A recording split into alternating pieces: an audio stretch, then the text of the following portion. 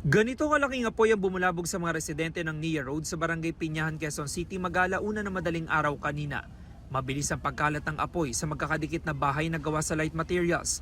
Itinaas ng Bureau of Fire Protection sa ikatlong alarma ang sunog. Nasa 25 fire truck ang rumisponde sa lugar. Nagbayanihan din ang mga residente sa pagsasalba ng mga personal na gamit at mga paninda.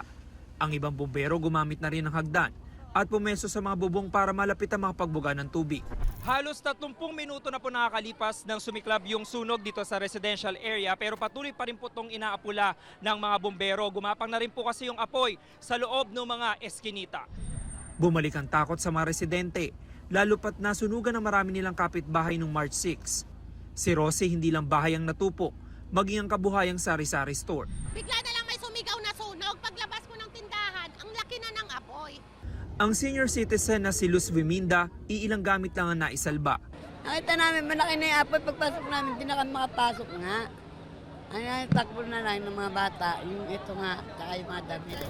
Habang si Roldan, sinubukan pang apulahin ng apoy sa kanilang bahay, pero hindi kinaya. Biglang sumiklab hindi na namin naagapan Kinuha ko na lang yung urn ng kapatid ko, tapos lumabas na kami, tsaka nilabas ko yung father ko, dalawa lang kami dyan. Napula ang sunog matapos sa mahigit 1 oras.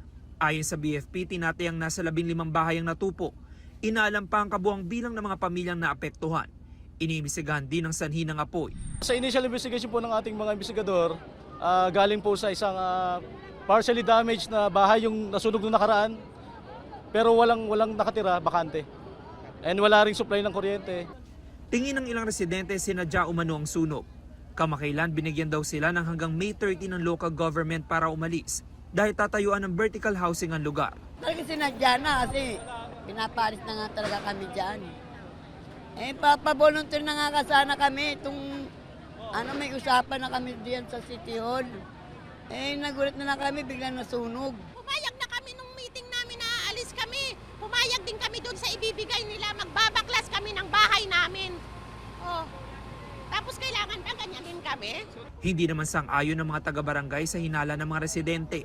Nagkaroon ng araw ng 2 pulong ang mga residente sa Quezon City Government kung saan sila ililipat. Hindi naman siguro, wala naman nananadya. Baka mamaya marami kasing pumapasok dyan ng mga nangangalakal na nagsusunog ng mga tanso. Kaya hindi pa namin alam kung ano talaga yung pangyayari. Ongoing investigation pa po tayo. Alamin po natin yung kung ano po yung katotohanan sa na sinasabi na ganyan, na sinadya.